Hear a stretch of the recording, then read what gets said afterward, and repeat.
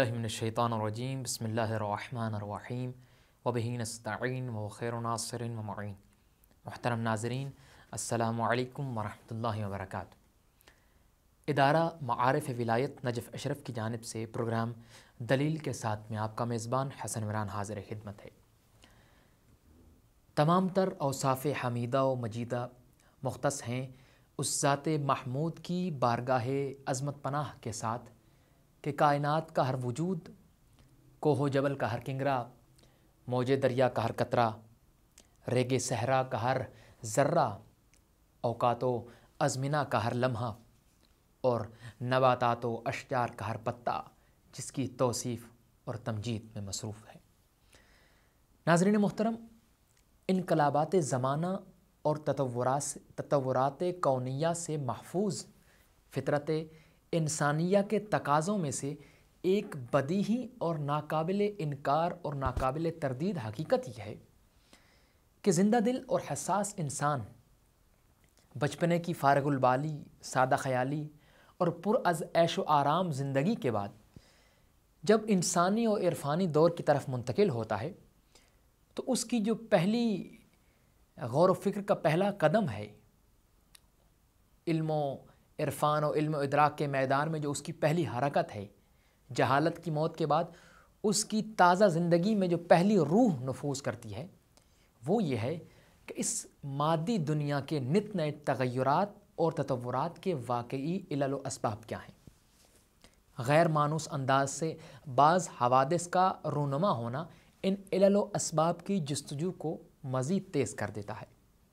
ناظرین محترم، آج کی ہماری گفتگو کا عنوان بھی یہی ہے اور ہماری گفتگو بھی اسی موضوع سے متعلق ہے، اور اس موضوع پر گفتگو کرنے کے لیے ہمارے ساتھ موجود ہیں انتہائی قابل احترام جناب علامہ جعفر علی یعصوبی صاحب.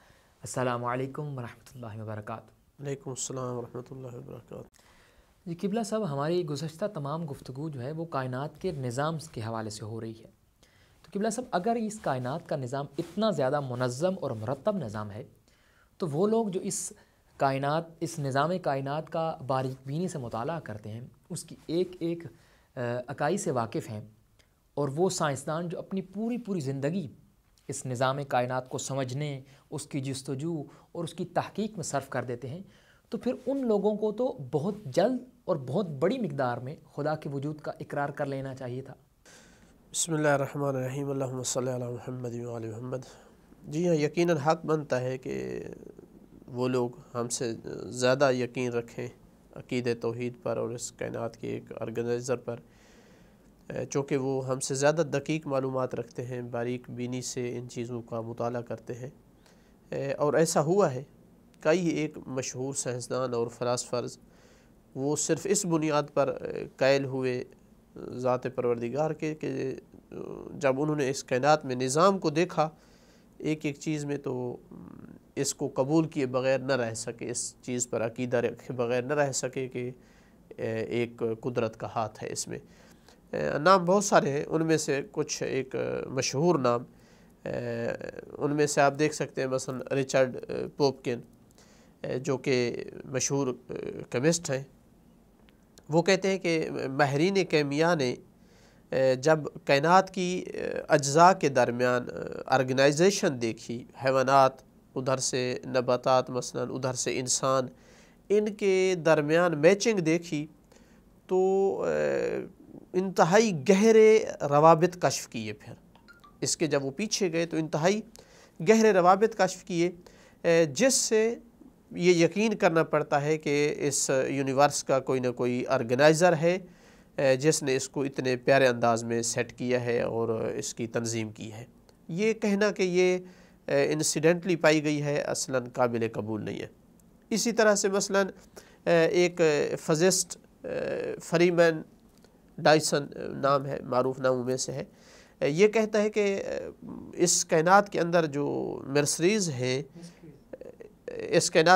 مسٹریز ہیں، ان کو جب زیادہ سے زیادہ ہم ڈسکور کرتے چلے گئے اور ادھر سے انسان کی ضروریات کا بھی ہم ساتھ ساتھ لحاظ رکھتے گئے، تو دن بدن ہمارے اس شعور میں اضافہ ہوتا گیا کہ یہ کائنات ہمارے استقبال کے لیے بنائی گئی ہے.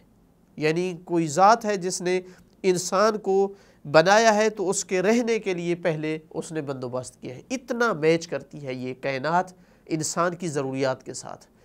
اسی طرح ایک مغربی سوفسٹ ٹینٹ لکھتا ہے اپنی کتاب میں کہ اس کائنات کو جب ایک انتہائی سسٹمیٹک کائنات پایا ہم نے، دیکھا اس کے اندر کہ ہر چیز میں ایک سسٹم ہے، تو اس کو جب ہم نے انٹلیکچل رولز اور لاجیکل رولز پر اس کو ہم نے امپلیمنٹ کیا تو ہم اس یقین کے بغیر نہ رہ سکے کہ جو عقید توحید ہے یہ حقیقت کے زیادہ قریب ہے.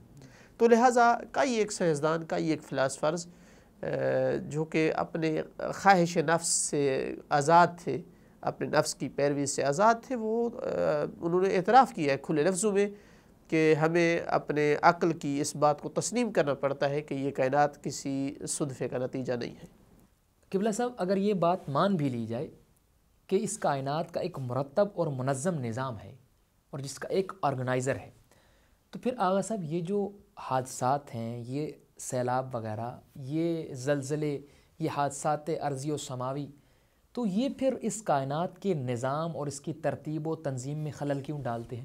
دیکھیں، جتنی بھی قدرتی آفات ہیں، چاہے وہ زلزلہ ہو، سیلاب ہو، سونامی ہو، طوفان وغیرہ، قحط ہو جاتا ہے کبھی، ان سب کے بارے میں دو جانب سے بحث کی جاتی ہے. ایک تو اس جہت سے بحث کی جاتی ہے کہ یہ اللہ تعالیٰ کی عدل کے منافی ہے یا نہیں، یعنی عدالت سے ٹکراؤ ہے ان چیزوں کا یا نہیں. تو اس زاویے سے بحث انشاءاللہ جب ہم عدل الہی کی بحث میں آئیں گے تو وہاں اس کو ذکر کریں گے. دوسرا اس زاویے سے بحث ہوتی ہے کہ یہ نظام میں خلل کا موجب بنتے ہیں. یہ جو اعتراض ہے اس جانب سے یہ کہنا چاہتا ہے کہ یہ جتنی چیزیں ہیں آفات، یہ بغیر نظام کے ہیں، ایک بات یہ ہے. دوسرا، انسان کا ان میں کوئی بس نہیں ہے، انسان ان کے سامنے مجبور ہے. تیسرا، یہ صرف اور صرف نقصان ہے، محض نقصان، شر ہے، کوئی ان میں خیر اور بھلائی نہیں ہے. ان ساری چیزوں سے موافقت نہیں ہے، تمام باتیں یہ درست نہیں. جہاں تک پہلی چیز ہے کہ یہ کسی نظم کے تحت نہیں ہے، کوئی قانون نہیں ہے ان کا، یہ بات درست نہیں ہے. اگر ان میں کوئی قانون نہ ہوتا تو ان کی مستقبل کے حوالے سے خبر نہ دی جا سکتی کہ ان قریب یہ ہونے والا ہے، جبکہ آج کل بتا دیتے ہیں کہ مثلا طوفان آنے والا ہے یا زلزلہ آنے والا ہے یا چاند سورج گرہن لگنے والا ہے یا مثلا قحط پڑنے والا ہے. یہ ساری خبریں آج کل پہلے سے دے دیتے ہیں. تو اس کا مطلب ہے کوئی قانون کے تحت ہیں، یہ کسی نظام کے تحت ہے، ورنہ یہ ممکن نہ ہوتا کہ پہلے سے خبر کوئی دے سکتا. اچانک واقع ہوتا، کسی کو خبر ہی نہ چلتی. اسی لیے آج کل پہلے بستیاں خالی کرا دیتے ہیں کہ مثلا سیلاب آنے والا ہے، سونامی ہے. دوسری چیز کہ یہ جو ہے انسان ان کے سامنے بے بس ہے، انسان کا کوئی اس میں کردار نہیں ہے، یہ بھی پوری طرح درست نہیں ہے. کئی ایک ان میں ایسی آفات ہیں جن میں انسان کا کسی نہ کسی جہت سے کردار ہوتا ہے، سب میں نہیں ہے لیکن بعض میں ہوتا ہے. مثلا قحط وغیرہ آج کل پڑ رہے ہیں تو اس میں بعض جہات سے انسان کا رول ہے. موسم تبدیل ہو رہے ہیں، انسان نے مثلا جو ہے ایسے کام کیے ہیں، فیکٹریاں اتنی لگا دی ہیں، دھواں ان کا اتنا ہو گیا ہے کہ جن کی وجہ سے ہیٹ اور حرارت میں اضافہ ہوا، وہ موسم پہ اثر کرتا ہے، پھر اس کے نتیجے بارشوں پہ اثر پڑتا ہے، تو نتیجتاً قحط ہو سکتا ہے. اسی طرح بعض دوسری جوانب سے بھی.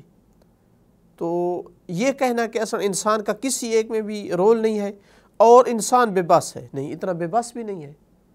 آج کل اکثر اوقات پہلے سے پتہ چل جاتا ہے اور انسان کے بچنے کے بہت زیادہ چانسز ہیں، بچ جاتے ہیں انسان. البتہ کسی دور میں چونکہ انسان نے اتنی علمی ترقی نہیں کی تھی تو انسان جو ہے وہ آج کی نسبت زیادہ بے بس تھا. تیسری جو مہم بات ہے وہ یہ ہے کہ یہ صرف اور صرف نقصان دہ چیزیں ہیں، یہ بات بھی درست نہیں ہے. پہلی تو یہ بات ہے کہ یہ اس نیچر کا نتیجہ ہوتے ہیں جو نیچر انسان کے لیے بہت زیادہ ضروری تھی. ایسی چیز تھی وہ کہ جس پر انسان کی زندگی ڈیپینڈ کرتی تھی، وہی کبھی کبھار اس طرح کا نتیجہ دیتی ہے کہ انسان کے حق میں وہ نقصان دہ ثابت ہوتی ہے. مثال کے طور پر آپ سیلاب کو لیں تو سیلاب کیوں آتے ہیں؟ ایک نظام ہے کائنات میں، ایک سسٹم ہے کہ سردیوں میں برف جمتی ہے، گرمیوں میں پگھلتی ہے پانی چشموں کے ذریعے سے، اور برف کا پگھلا ہوا پانی جو ہے وہ دریاؤں میں جاتا ہے. یہی کبھی سیلاب کی صورت اختیار کر لیتا ہے نا. یہ 10 سال 15 سال 20 سال بعد جا کر سیلاب ہوتا ہے. یہ تو وہ سسٹم ہے جس نے 15-20 سال انسانیت کو پالا ہے. انسان کا رزق اس کے ساتھ مربوط ہے. تو یہ کہنا کہ یہ صرف شر ہے، نہیں، ان کا اگر شر یا ان کا نقصان اگر قیاس کیا جائے تو کوئی چیز ہی نہیں بنتا ہے. بہت زیادہ کم ہے اس کا جو ریشو ہے. اسی طرح آپ سونامی کو لے لیں، اسی طرح مثلا آپ زیادہ بارشوں کی وجہ سے جو سیلاب آ جاتا ہے. اب خود بارش جو ہے اس کے کتنے فوائد ہیں. تو لہٰذا یہ کہنا کہ صرف شر ہے، صرف نقصان ہے، یہ ایسا نہیں ہے. اس جہت سے کہ اس کا فائدہ بہت زیادہ ہے، اس کا جو نقصان ہے اس سے، یہ ایک جہت سے. دوسرا اس جہت سے کہ خود ان کا روکنا قانون کو توڑنا پڑے گا. قانون کو توڑا جائے تو یہ چیز رک سکتی ہے. مثال کے طور پر آپ سیلاب کو لے لیں. اب برف زیادہ جم گئی ہے سردیوں میں، اب گرمیوں میں نہ پگھلے اور پانی نہ بنے، اس کا قانون کو توڑنا پڑے گا. نیچر کے قانون کو یہاں روکنا پڑے گا. جبکہ جب یہ کائنات خلق ہوئی ہے تو ایک عام قوانین کے تحت خلق ہوئی ہے، انہوں نے جاری رہنا ہے.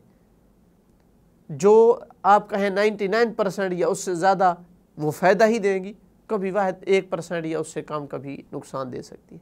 ان کا روکنا قانون شکنی پر، جو تکوینی قانون ہے، نیچر کے قانون ہیں، ان کو توڑنے پر ڈیپینڈ کرتا ہے. اور اس طرح سے کائنات کو خلق نہیں کیا گیا، چونکہ پھر سسٹم نہیں رہتا. ایک سسٹم چلانے کے لیے ضروری تھا. لہٰذا ان کا فائدہ یہ ہے کہ ایک سسٹم صحیح چل رہا ہے، انسان کو جو ہے اس پر انسان اپنی معلومات جو ہے بنا سکتا ہے، قائم کر سکتا ہے، کھڑی کر سکتا ہے، اپنے علوم کی اس پر بیس جو ہے کھڑی کر سکتا ہے.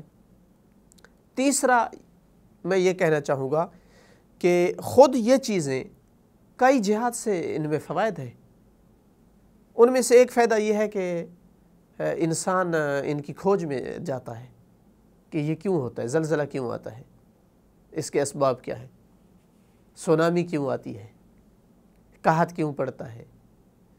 تو کتنا ایک انسان گہرائی میں جا کر نئی نئی معلومات لیتا ہے انہی کی وجہ سے، اور اس میں کتنی چیزیں ایسی منکشف کر لیتا ہے کہ جو انسان کے لیے مفید اور ضرورت کی چیزیں ہوتی ہیں. تو کتنی ایک علمی ترقی انسان نے کی ہے انہی کے سبب سے، ان تک پہنچنے کی وجہ سے. اور دوسرا فائدہ اس کا یہ بھی ہے کہ جب یہ چیزیں واقع ہوتی ہیں تو انسان ان کے لیے تیاری کرتا ہے، دفاعی پوزیشن لیتا ہے. وہی دفاعی پوزیشن اس کو کئی ایک دوسری جگہ پہ کام آتی ہے. مثال کے طور پر انہوں نے مثلا کیمپ وغیرہ بنائے کہ زلزلہ یا مثلا سونامی یا ان کی وجہ سے، لیکن اب جب کہیں جنگ ہو جاتی ہے اور لوگ ہجرت کرتے ہیں تو انہی کیمپوں کو یوز کر سکتے ہیں. تو جو دفاعی پاور ہے انسان کی وہ بڑھی ہے، یہ فائدہ ہے اس کا. اور تیسرا فائدہ یہ بھی ہے کہ یہ جب دنیا خلق کی گئی تو ایک مقصد کے لیے خلق کی گئی، اور اس کا مین مقصد یہ تھا کہ انسان کا امتحان لیا جائے. آپ کا امتحان اس میں ہے کہ آپ کس طرح سے ان مشکلات کا سامنا کریں اگر آپ پہ مشکل آئی ہے، اور دوسرے بندے کا اس میں یہ امتحان ہے کہ وہ کس طرح آپ کی انسانیت کے تحت مدد کرتا ہے. آپ جتنا اس مصیبت پہ صبر کریں گے آپ کی انسانیت میں نکھار آئے گا، طبیعت میں نکھار آئے گا، حوصلہ بڑھے گا، شجاعت بڑھے گی، بہادری بڑھے گی، مشکلات کا مقابلہ کرنا سیکھیں گے. اور اس کا امتحان اگر وہ اس میں پاس ہوتا ہے تو وہ انسانی اثار اور قربانی کا جذبہ اس کے اندر پیدا ہوگا، انسانیت کی ہمدردی کا جذبہ پیدا ہوگا. یہ وہ فوائد ہیں جو انسان کے لیے انتہائی ضروری ہیں. اگر یہ نہ ہو تو انسان نہ مادی طور پر اتنی ترقی کر سکتا ہے اور نہ ہی انسان نفسیاتی اور روحی طور پر جو ہے اتنی ترقی کر سکتا ہے۔ تو کئی ایک اس کے فوائد ہیں، اور میں اعتقاد رکھتا ہوں، یعنی اس پر میرا ایمان ہے کہ آنے والی جو انسانی سائنسی ترقی ہوگی وہ مزید انکشاف کرے گی، ڈسکور کرے گی ان آفات الہیہ کے اندر جو مزید فوائد اللہ کی ذات نے رکھے ہیں، وہ انشاءاللہ آنے والے حالات اور زمانے جو ہے اس کو بتائیں گے۔